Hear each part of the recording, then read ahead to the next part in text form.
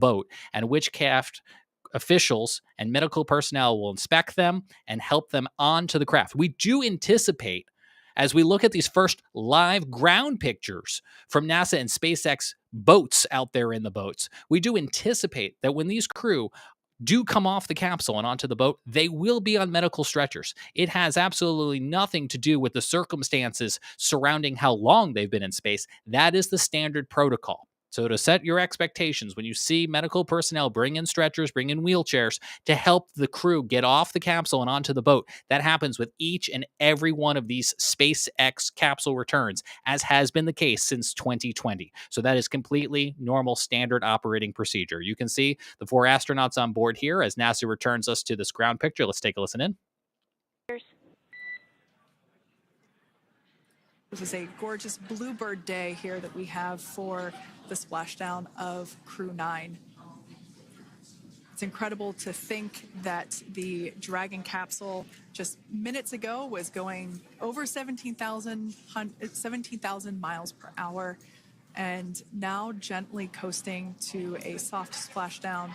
200. Copy, 200 meters. Brace for splashdown.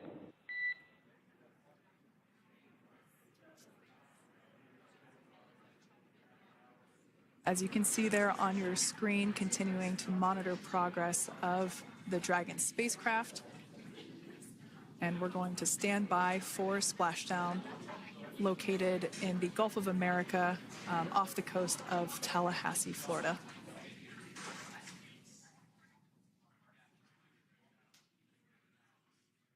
And splashdown, Crew-9 back on Earth.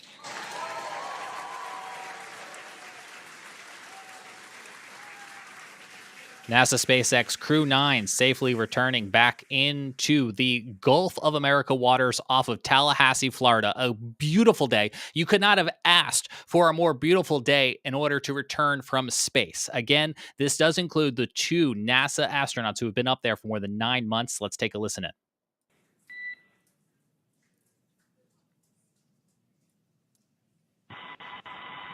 It is an amazing, what a ride. I see a capsule full of grins ear to ear.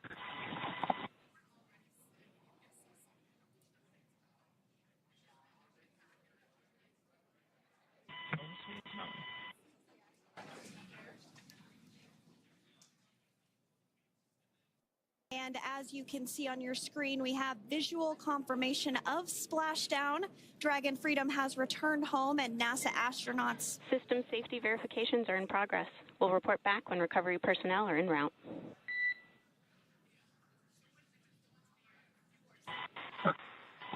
Understand. And, we're in section 2, 4.800 landing response. And looking for your word on if it is necessary.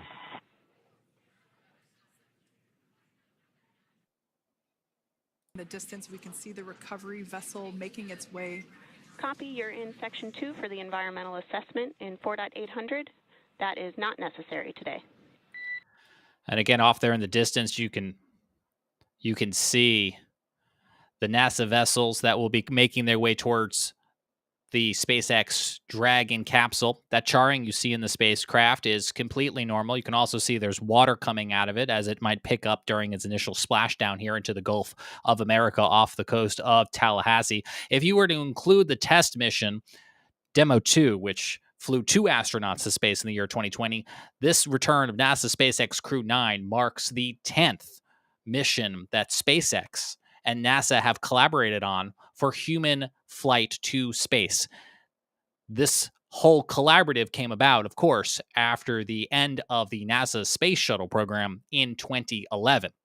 How we got to where we are today is also important to note that this is the first time that astronauts returning in this SpaceX capsule didn't all fly up on a SpaceX capsule. 2 of them flew up on Boeing Starliner.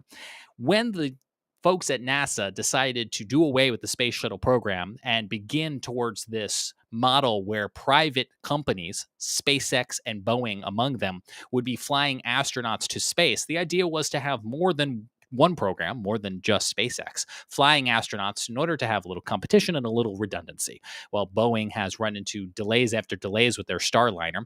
In June, Butch and Suni did take the Boeing Starliner up to the International Space Station for what was Boeing's first test flight, coming 4 years after SpaceX's first test flight. But again, because of issues with the Boeing Starliner craft, it was decided that after that June launch, that Butch and Suni would join NASA SpaceX Crew-9 when they made it up to the space station at the end of September.